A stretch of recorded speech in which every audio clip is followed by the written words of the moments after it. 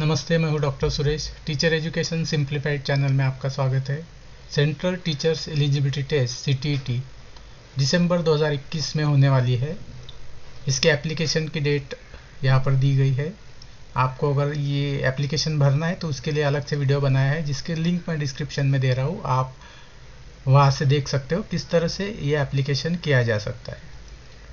इसी वेबसाइट पर एक इम्पॉर्टेंट लिंक दी गई है जिसको हम बोल सकते हैं मॉक टेस्ट और लिस्ट ऑफ प्रैक्टिस सेंटर्स। ये आपको ज़रूर देखना चाहिए एग्ज़ाम से जाने से पहले, ताकि आपको पता चले कि एग्ज़ाम किस तरह से होती है, कंप्यूटर्स पे किस तरह से दिखाई जाता है, किस तरह कहाँ पे हमें क्लिक करना है, और ये पूरा ग्राफिक्स या इंटरफेस किस तरह से होता है। अगर हम यहाँ पर क्लिक करते तो ये ओपन हो जाएगा, ये PDF ओपन हो जाएगी। यहाँ पर ये लिंक है एग्ज़ाम के लिए। अगर आपके पास आपका खुद का PC इंटरनेट है तो आप यहाँ से कर सकते हो। अगर आपके पास खुद का PC इंटरनेट नहीं है तो प्रैक्टिस सेंटर की लिस्ट भी यहाँ पर स्टेट वाइज दी गई है। आप अपना स्टेट ढूंढिए, उसमें से आपकी सिटी या डिस्ट्रिक्ट ढूंढिए, वहाँ पर नाम होगा उस कॉलेज का, और वहाँ पर जाकर भी आप ये प्रैक्टिस टेस्ट दे सकते हो, जिससे कि CTET की एग्ज़ाम एक्चुअल किस तरह से होने वाली है उसका आपको एक आइडिया आ जाएगा। तो आपसे कोई टेक्निकल गलतियाँ नहीं होगी। अब जैसे आप इस लिंक पर क्लिक करते हो तो मॉक टेस्ट शुरू हो जाएगा। मॉक टेस्ट के लिए आपको कोई लॉगिन आईडी या पासवर्ड की ज़रूरत नहीं है। यहाँ पर ऑलरेडी एक पासवर्ड और लॉगिन दिया गया होता है। हमें सिर्फ साइन इन पर क्लिक करना होता है। साइन इन पर क्लिक करने के बाद ये इंस्ट्रक्शन आती है। सारे इंस्ट्रक्शन हमें पढ़नी है। आप चाहे तो हिंदी या इंग्लिश में पढ़ सकते हो, दोनों भाषाओं में यहाँ उपलब्ध है। मैं यहाँ इंग्लिश कर रहा हूँ और नेक्स्ट पर क्लिक कर रहा हूँ। अब यहाँ पर ये आपको मीडियम सेलेक्ट करना होगा, आपको क्वेश्चन किस लैंग्वेज में चाहिए उसके लिए, और आपको ये एग्री करना होगा कि आपने सारे इंस्ट्रक्शन ठीक से पढ़ लिए हैं। अगर आपको फिर से बैक जाना है, प्रीवियस जा सकते हो, या फिर आपको मॉक टेस्ट के लिए आप आगे जा सकते हो। ये एक्चुअल में आपका इस तरह का MCQ होगा CTET एग्ज़ाम के लिए। आपका यहाँ प्रोफाइल नेम होगा, आपका फ़ोटो जो भी अपलोड किया होगा आपने वो यहाँ पर आएगा। ये कितना समय बचा है ये आपको दिखाएगा। उसके बाद यहाँ से आपको पेपर सेलेक्ट करना है। ये है पेपर 1, ये पेपर 1 में और इस तरह से यहाँ से आप पेपर सेलेक्ट कर सकते हो। पेपर 1 में सेलेक्ट करने के बाद चाइल्ड डेवलपमेंट है, मैथमेटिक्स है, एनवायरमेंटल स्टडी है। जो भी आपको मॉक टेस्ट देनी उस पर आपको सिलेक्ट करना है। या फिर ये एक बार फिर पेपर, यहाँ पर भी आपको लैंग्वेज सिलेक्ट करनी है, या हिंदी या इंग्लिश, क्योंकि 2 लैंग्वेज आपको लेने हैं। यहाँ पे लैंग्वेज 1 होगी, यहाँ पे लैंग्वेज 2 होगा। तो ये पेपर 1 का डेमो यहाँ पर है। चाइल्ड साइकोलॉजी और डेवलपमेंट में जो है ये एग्जामिनेशन के पेपर है। अब और यहाँ पर आप देख सकते हो टोटल 30 क्वेश्चन दिए हैं। ये टैब एक एक क्वेश्चन दिखाता है। जिस टैब पर हम क्लिक करेंगे वो क्वेश्चन हमें यहाँ दिखाई देगा, और उस क्वेश्चन का जो स्टेटस है वो अगर जानना है तो उसका कलर यहाँ पर हम ये डिफाइन करेंगे, क्योंकि ये नॉट आंसर है, हमने सिर्फ देखे। तो आइए हम एक क्वेश्चन नंबर 1 पर क्लिक करते हैं। ये हमें ज़रूरी नहीं कि सीरियल में जाए, हम चाहे तो किसी भी क्वेश्चन के ऊपर क्लिक कर सकते हैं। जैसे ये कर दिया। एक क्वेश्चन को मैं रैंडमली इसका जवाब दे रहा हूँ ताकि आपको पता चले। मैंने इसको जवाब दे दिया है, और सेव एंड नेक्स्ट करते ही उस सवाल का आप देख सकते हैं आंसर है। ये यहाँ पर इसका कलर चेंज हो गया है।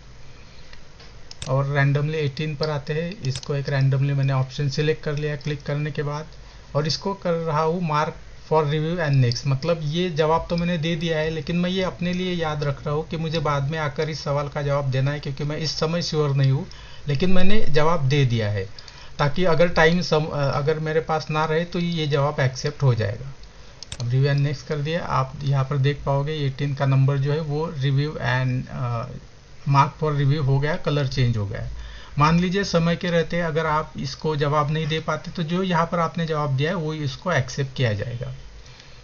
अब आते हैं फिर से एक बार इस जवाब की तरफ कि ये जो लिखा है क्लियर रिस्पांस का मतलब क्या है। क्लियर रिस्पांस का मतलब है, मान लीजिए हमने जवाब दे दिया है और हम उसको करेक्ट करना चाहते हैं तो इसको पहले क्लियर करेंगे और फिर हम अपना दूसरा जवाब यहाँ देंगे। तो जब तक कि हम सबमिट नहीं करते हम सारे सवालों के जवाब फिर से एडिट कर सकते हैं। ये समय ये ध्यान में रखिए कि कितना समय आपके पास बचा है। इसी समय में आपको ये तीनों पेपर देने हैं, ये तीनों सेक्शन देने हैं। आप यहाँ से देख सकते हो हर एक सेक्शन में कितने पेपर क्वेश्चन है आप देख सकते हो। यहाँ पर चाइल्ड डेवलपमेंट में 30 है, मैथमेटिक्स में 30 है, एनवायरमेंटल स्टडीज़ में 30 है। फिर आपको लैंग्वेज 1 का पेपर सिलेक्ट करना होगा।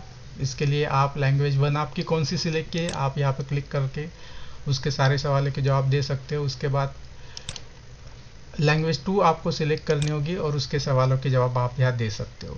तो इस तरह से आपको यहाँ पर जो तीनों पेपर है, तीनों सेक्शन है, उसके जवाब आपको देने हैं। इसकी प्रैक्टिस करनी है समय पर ध्यान रखते हुए, और आपको सबमिट करना है। जैसे आप सबमिट करोगे, सबमिट करने के बाद एग्ज़ाम की समरी आप यहाँ देख सकते हो। आपकी फ़ोटो यहाँ आएगी। जो 3 सेक्शन यहाँ पर है, लैंग्वेज 1, लैंग्वेज 2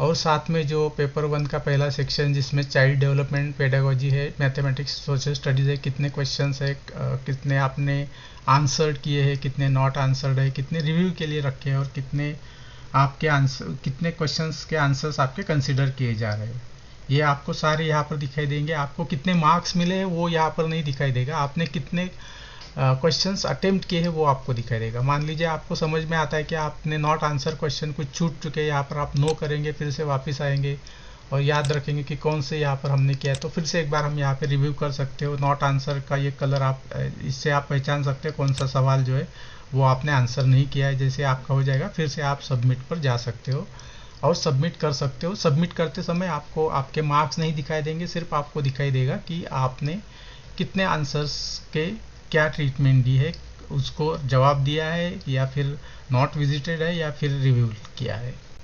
तो यहाँ पर वार्निंग आई कि आप में सच में सबमिट करना है या नहीं। ओके पर करने के बाद आपका पेपर सबमिट हो गया है। यह मॉक टेस्ट आप कितनी भी बार ट्राई कर सकते हो, जब इसमें कोई अटेम्प्ट का कोई लिमिट नहीं है। कितनी बार आप इसको सक्सेसफुल ट्राई कर सकते हो, ताकि ये पूरा इंटरफेस आप समझ जाओ। साथ में जो क्वेश्चंस है वो क्वेश्चंस भी वहाँ पर वैलिड क्वेश्चंस है, उसी सब्जेक्ट से रिलेटेड है। तो ये आप एक पूरी तरह से अच्छा मॉक टेस्ट है जो आपको पूरा अनुभव देगा कि आप CTET एग्ज़ाम को समझ सके, ना सिर्फ टेक्निकल एस्पेक्ट को बल्कि उसके कंटेंट के एस्पेक्ट को भी समझ सके और ये एग्ज़ाम आप अच्छी तरह से सक्सेसफुली क्वालिफाई कर सके। तो ये बहुत अच्छी फैसिलिटी दी गई है, आप इसका फ़ायदा ज़रूर उठाएं। अगर आपको ये वीडियो अच्छा लगे तो शेयर कीजिए और चैनल को सब्सक्राइब नहीं किया है तो कीजिए। मेरी तरफ से आपको बहुत सारी शुभकामनाएं।